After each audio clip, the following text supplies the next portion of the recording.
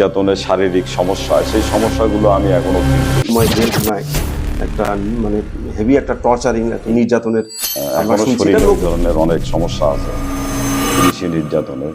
সুপ্রিয় দর্শক মণ্ডলী, গপ্প পডকাস্টে আপনাদেরকে স্বাগতম জানাচ্ছি। আমি নূর মোহাম্মদ রিবন।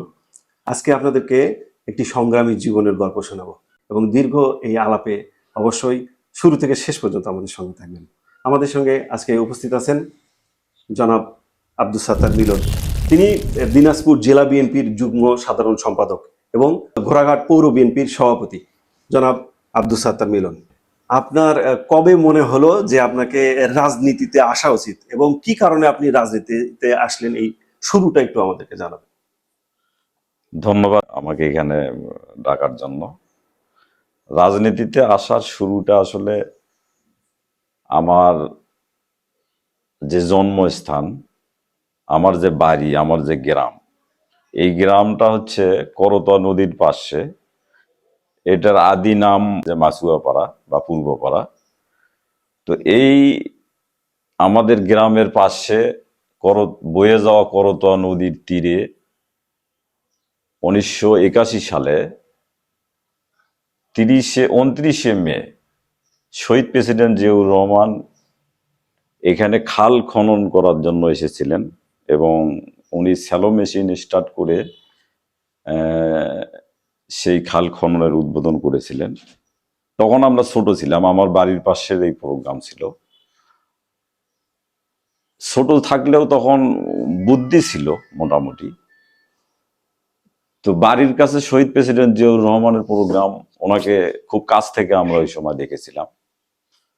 ঠিক তখন থেকেই বিএনপির প্রতি এবং শহীদ প্রেসিডেন্ট জিয়াউর রহমানের প্রতি অন্তরের অন্তঃস্থল থেকে একটা শ্রদ্ধাবোধ, আবেগ, ভালোবাসা, যাই বলি না কেন, এইটা অন্তরের অন্তঃস্থল থেকে জাগ্রত হয়। ক্লাব ভিত্তিক একটা ওই সময় যুবকদের মধ্যে একটা অতি উৎসাহ কাজ করত। যুব সমাজরা একত্রিত হতো ক্লাব ভিত্তিক। তো আমরা সেই কাজটা করতাম যে আমাদের যুব ক্লাব নামের এই ক্লাবটাকে আমরা সংগঠিত করতাম, এই ক্লাবটা পরিচালিত করতাম। তারপরে পাশাপাশি পড়াশোনা করতাম ঘোড়াঘাট কেসি পাইলট অ্যান্ড স্কুলে। তো এরই ধারাবাহিকতায় একটা সময় আসলে ছাত্র দলের রাজনীতিতে জড়িয়ে পড়া। তো এই ছাত্র দলের রাজনীতিতে আসার মানে আমার যেটা মূল, যার অনুপ্রেরণায় মানে ছাত্র দলের রাজনীতিতে আসা, তিনি মরহুম আমাদের সাইফুল ইসলাম বকুল ভাই। উনি ইন্তেকাল করেছে। তারপরে সেই সময় আরো সিনিয়র ভাইয়েরা ছিল, আমাদের শহীদুল ভাই ছিল। অনেকের মাধ্যমে আসলে এই ছাত্র দলে আসা এবং পরবর্তীতে ছাত্র রাজনীতির সাথে সম্পৃক্ত হওয়া, কলেজ ছাত্র সংসদের নির্বাচন করা, সেখানে এজিএস হিসাবে আমি সর্বোচ্চ ভোটে নির্বাচিত হয়েছিলাম।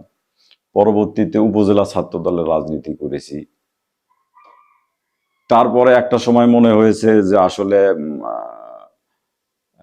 আরো ভালো কিছু করতে গেলে জনপ্রতিনিধি হতে হবে। তো সেই ধারাবাহিকতায় প্রথমবারের মতো সম্ভবত 2001 সালের দিকে সম্ভবত ইউনিয়ন পরিষদের নির্বাচনে আমি চাকা মার্কা নিয়ে অংশগ্রহণ করেছিলাম। তো সেই সময় ব্যাপক মানুষের সমর্থন পেয়েছিলাম। নানা ঘটনার মধ্যে দিয়ে আমি পুলিশি নির্যাতনের শিকার হয়েছিলাম। ঘোড়াঘাট কেন্দ্রীয় শহীদ মিনার থেকে গ্রেপ্তার হয়েছিলাম।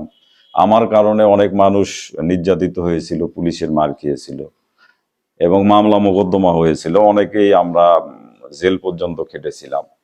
অনেক নির্যাতনের মধ্য দিয়ে আসলে এই রাজনীতিটাকে প্রতিষ্ঠিত বা রাজনীতি করব, এইটা করতে গিয়ে অনেক ধরনের বাধার সম্মুখীন প্রথম থেকেই।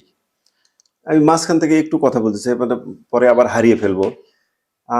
আমার এই বিষয়টা সম্বন্ধে একটু জানা আছে। আপনি যখন শহীদ মিনারে যখন একটা অপ্রীতিকর একটা ঘটনা ঘটে গেল আপনার সঙ্গে, তার পরবর্তী অবস্থায় আমরা লোকমুখে জানছি যে আপনাকে সেই সময় জেলখানায় একটা মানে হেভি একটা টর্চারিং একটা নির্যাতনের আমরা শুনছি, এটা লোকমুখে শোনা, যেহেতু আজকে আপনি সঙ্গে আসছেন, আপনাকে প্রশ্নটা করার একটা অপশন আছে, আমাদেরকে একটু জিনিসটা যদি ভেঙে বলতেন। না, এটা আসলে ওই সময় আমি পুলিশের নির্যাতনের শিকার হয়েছি। এটা সকলেই জানে। শারীরিকভাবে সেই সময় পুলিশের যে নির্যাতনের শারীরিক সমস্যা, সেই সমস্যাগুলো আমি এখনো ফিল করি, এখনো সেই আঘাত বয়ে বেড়াই। এখনো শরীরে ওই ধরনের অনেক সমস্যা আছে পুলিশি নির্যাতনের। তো যাই হোক, সেই বিষয়গুলো আর আমি বেশি বলতে চাচ্ছি না। সরকার বিরোধী আন্দোলনের সময়, বিশেষ করে 90-এর গণ অভ্যুত্থানের আগে এরশাদ বিরোধী যে আন্দোলন, সেই সময় কিন্তু ব্যাপক পুলিশি নির্যাতন হতো আমাদের উপর। তখন আমরা, আমাদের বাড়ি যেহেতু নদী এলাকায়, আমরা নদীর পাশে চর এলাকাতে আমাদের গ্রাম এবং আশেপাশের অনেক গ্রামের আমাদের বন্ধু বান্ধব এবং যারা আমাদের বিএনপিকে বা ছাত্রদল, যুবদল বা আমাদের সংগঠনকে ভালোবাসতো, তাদেরকে আমরা বিকেলের দিকে ঐক্যবদ্ধ করতাম। এবং আমরা ওই সময় মশাল মিছিল করতাম রাতের বেলায়। সেটা হচ্ছে যে মশাল ভরে হাইওয়েতে, তখন হাইওয়ে এটা সিঙ্গেল রাস্তা ছিল। ওই সময় কিন্তু আমরা সরকার বিরোধী আন্দোলনের যে ডাক দিত আমাদের প্রয়াত নেত্রী, দেশনেত্রী বেগম খালেদা জিয়া, আমরা ঐক্যবদ্ধ হয়ে মশাল নিয়ে, মশাল জ্বালিয়ে সেই মশাল মিছিল করতাম। তো সেটা আসলে রাজনীতির একটা গৌরব উজ্জ্বল মানে দৃষ্টান্ত ছিল, যে একটা ইমেজ ছিল।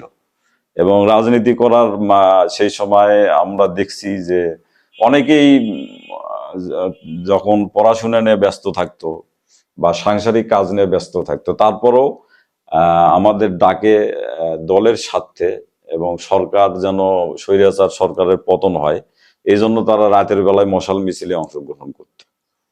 আমরা জানি এটা আসলে একটা খুব টেনশনের জীবন রাজনীতিবিদদের, মানে কচু পাতার পানির মতো, কখন কোন দিকে যাবে। আপনি কোন সময়টা সবচেয়ে বেশি কষ্ট এবং কঠিন টেনশনের মধ্যে দিয়ে পার করলেন, এরকম কোনো ঘটনা যদি আমাদের সঙ্গে একটু শেয়ার করতেন। এটা আসলে জেলের মধ্যে তো আমরা খুব নির্যাতিত হয়েছি, নির্যাতিত। এবং ওই সময় সরকারের একটা আইন ছিল, সেটা হচ্ছে যে বিশেষ ক্ষমতা আইন, অর্থাৎ ডিটেনশন। এটা কোন সময়? এইটা হচ্ছে বিশেষ করে আমি যখন ইউনিয়ন পরিষদের নির্বাচন আচ্ছা আচ্ছা করলাম, আচ্ছা। এই নির্বাচনের পরে এই ডিটেনশনটা আমি এবং আমার আরো এই এলাকার অনেক বন্ধু বান্ধব এবং দলের আরো নেতাকর্মী ছিল, যাদেরকে এখানে নির্যাতন করা হতো। করার পরেও আমাদেরকে হাইকোর্ট পর্যন্ত নিয়ে যাওয়া হতো এবং আমরা খুব অসহায়ত্ব বোধ করতাম। এবং একটা স্মৃতি আমার মনে আছে, সেটা হচ্ছে যে আমাকে দিনাজপুর জেলখানা থেকে ঢাকায় নেওয়া হবে বাসে। তো নেওয়ার আগে এইটা আমার এলাকায় কিছু লোকজন মানে জানতে পারার পরে এটা ব্যাপক সংখ্যক লোক জানে। এবং আমি যখন যে গাড়িতে যাচ্ছিলাম ঢাকাতে,